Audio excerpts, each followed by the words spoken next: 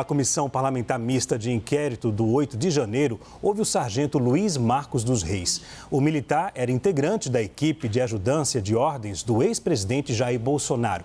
O sargento é investigado por movimentações financeiras consideradas suspeitas para as contas de Mauro Cid, também ex-ajudante de ordens de Bolsonaro.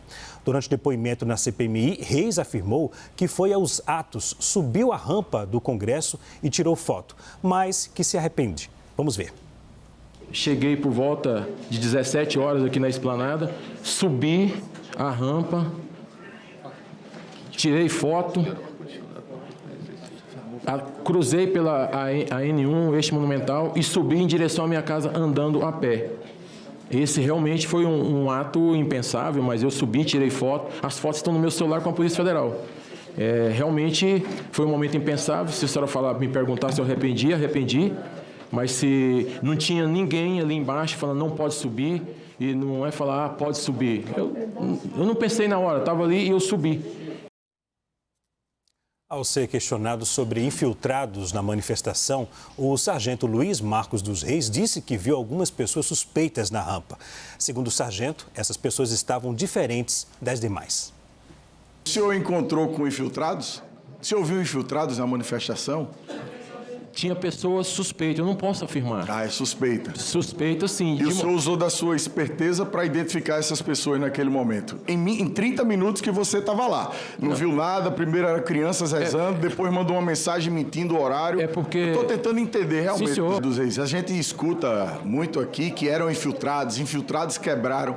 E aí, se o senhor tivesse visto algo suspeito, por que é que o senhor, na hora que mandou as mensagens, o senhor só comemorava, regozijava, o senhor achava lindo e adorava tudo que estava acontecendo, mas em nenhum momento o senhor falou assim, nossa, estão quebrando o Palácio do Planalto, entraram aqui nesse Congresso Nacional, derrubaram o STF, mas foram infiltrados, vamos prendê-los, isso é um absurdo. Eu queria só entender isso. Sim.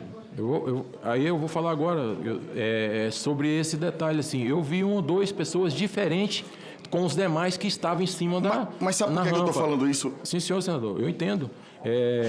Eu quero falar para o senhor, porque quando subi ali, tinha muitas pessoas com bandeira do Brasil, com aquele estilo, né, do Brasil, e tinha algumas pessoas, de maneira diferente dos demais, que estavam com mochila nas costas, estava de máscara, então isso levanta um suspeito. Não estou falando que foi tudo, Entendi. Mas isso que eu vi, que eu presenciei. Tá bom.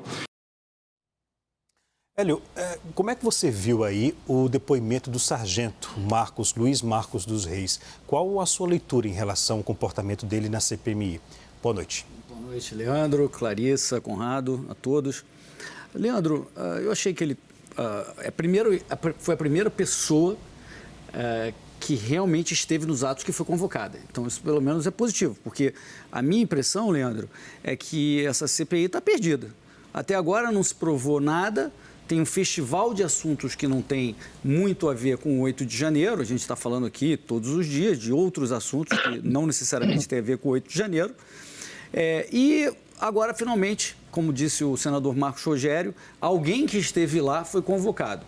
Bom, pelo que ele disse, ele esteve lá no final, ele não viu atos de vandalismo, esteve no final, subiu a rampa, fez uma série de mensagens, né, bravatas e tal, parece que fez mensagem até em casa dizendo que ainda estava lá, ou seja, teria mentido no grupo, e foi essa a declaração dele.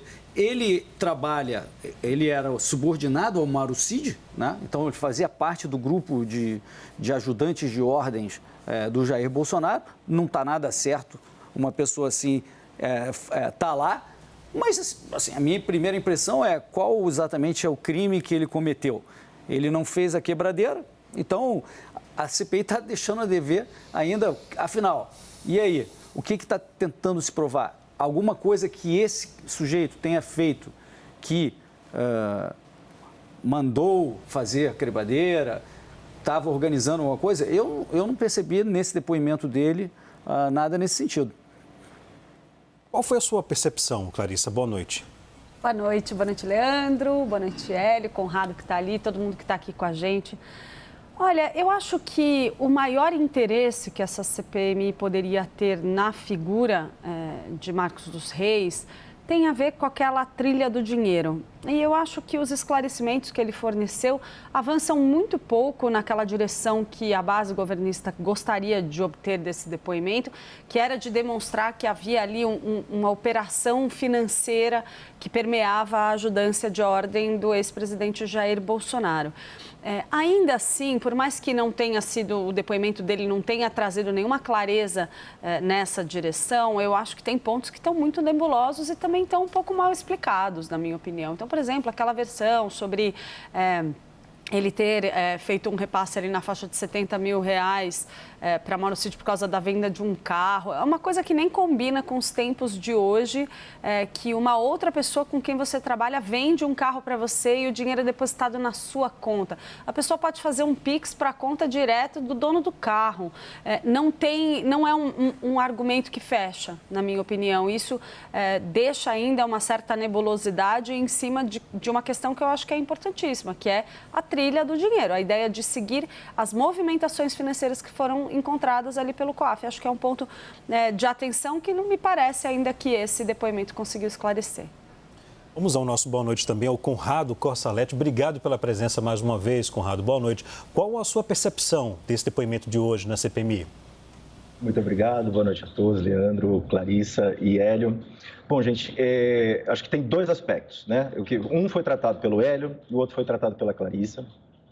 Esse aspecto, tratado pela Clarissa, que é o que realmente importa, de lidar com crimes que eventualmente tenham sido cometidos para financiar esse ato terrível contra a nossa democracia, né, que houve sim vandalismo, houve sim uma ruptura da normalidade a partir desse ato que foi incentivado e está cercado de suspeitas de participação de pessoas do entorno do Jair Bolsonaro, assim como o próprio discurso do Bolsonaro leva a esse caminho, assim como aconteceu com Donald Trump nos Estados Unidos. A questão da Clarissa, que é esse caminho do dinheiro, que é um trabalho que o COAF já está fazendo, que é um trabalho que a Polícia Federal está trabalhando junto e que a CPI está tentando permear. Tentar tirar de um depoimento, né, de um sargento do Exército que vai à CPI, se diz arrependido, tirar alguma coisa do depoimento ali, eu acho que é difícil, né? O que tem que fazer é esclarecer essas transações que aliás, é uma espécie de modus operandi muito comum, não só do entorno do Bolsonaro, como do próprio ex-presidente, né? Essas transações, ora em dinheiro, ora passando por contas de um lado e por outro, que você nunca sabe muito bem por que aquilo está acontecendo e não são as transações que pessoas normais costumam fazer. Eu acho que esse é um aspecto, e esse é o aspecto que importa. O segundo aspecto, que tem a ver com essa história, que, enfim, a gente ouviu aí o depoente sendo inquirido a respeito de infiltrados.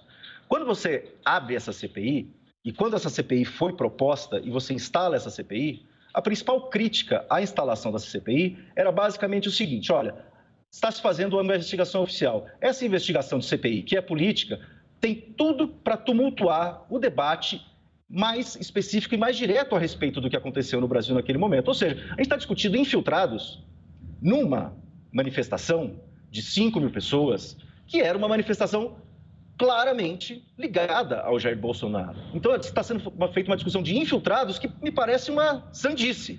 É claro, achamos um infiltrado lá, e nas 5 mil pessoas, denuncia, prove, etc. Agora, toma o tempo da CPI e toma o tempo do público esse tipo de discussão, eu acho que é o famoso vamos aqui ficar enxugando gelo ou então só tumultuando o debate público, né? Trazendo coisas que são, de certa forma, um tanto quanto surreais em termos de avanço no que importa mesmo na investigação. Agora, Clarissa, como você disse, a questão da movimentação dos recursos, ou seja, mais de 3 milhões de reais, movimentação segundo o COAF, aí vale destacar aqui o que a gente já disse ontem, que essa movimentação não significa que ele teria todo esse valor, e sim a metade, porque quando o COAF trata de movimentação, pode ser o valor que entrou e o valor que saiu da conta. Vários parlamentares disseram, esse dinheiro tem que ser rastreado, tem que ser de onde saiu, como foi que chegou. Além desse ponto, que em relação a essa movimentação, o sargento também negou o envolvimento em falsificação dos cartões de vacinação. Então, outro ponto que vai ser checado também, né? Se nas conversas, ou seja, nas quebras de sigilo, isso pode ficar evidente ou não. uma questão que está aí no ar e que precisa ser respondida pela CPMI é justamente se a ação de Mauro Cid foi como uma espécie de lobo solitário, se ele tomou a iniciativa de cometer uma série de irregularidades em nome do ex-presidente Jair Bolsonaro, talvez até mesmo sem a anuência de Jair Bolsonaro, essa pelo menos é a versão que o bolsonarismo vende. Essa é uma teoria que torna muito interessante, muito relevante o depoimento de outros ajudantes de ordem, outros funcionários do gabinete, para mostrar se havia ou não uma ação orquestrada. Acho que isso vale tanto para os cartões de vacinação quanto para essa movimentação financeira. Eu acho que, considerando que Marcos dos Reis é um ajudante de ordens que tinha uma renda de R$13 mil, é absolutamente irrelevante se a movimentação financeira de 3 milhões é o entra e sai de dinheiro ou se é só o entra. Que seja 1,5 milhão, é muito dinheiro que está entrando na conta de uma figura que não tem uma entrada de recursos do seu trabalho que justifica esses valores. E o que eu acho que a gente não pode tratar como se fosse uma coisa mais normal do mundo é esse entra e sai de dinheiro vindo de um funcionário para o outro. Por exemplo, eu trabalho com você, Leandro, a gente se dá muito bem, mas eu não vou vender um carro para você e colocar o dinheiro na minha conta e tudo bem. Eu acho que é uma coisa muito, no mínimo, muito estranha e que precisa, sim, ser investigado. E a isso se soma a suspeita de que teria havido pagamentos para a família Bolsonaro. Ele nega que tenha feito pagamentos para o ex-presidente Jair Bolsonaro.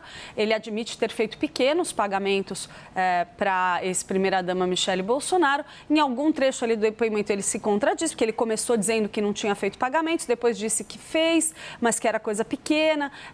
Está tudo muito mal amarrado. Então, assim, a gente tratar essa investigação com essa superficialidade seria um erro primário. Eu acredito, assim, claro, o sargento Marcos dos Reis está no papel dele de apresentar a sua defesa. Ele está lá com o intuito de se defender de crimes dos quais ele está sendo acusado. Então, acho que é natural, tudo bem, ele tem o direito de dar a sua versão, é parte do nosso sistema jurídico. Mas que a versão apresentada por ele, para mim, não é uma conta que fecha, não fecha. E aonde está o buraco? Muito menos na participação dele nos atos golpistas, quando ele diz, eu subi ali a rampa e tudo bem, só fui tirar uma foto, me arrependi. É menos sobre isso, é mais sobre toda uma trilha de dinheiro que está permeando o trabalho dessas figuras próximas do ex-presidente Jair Bolsonaro.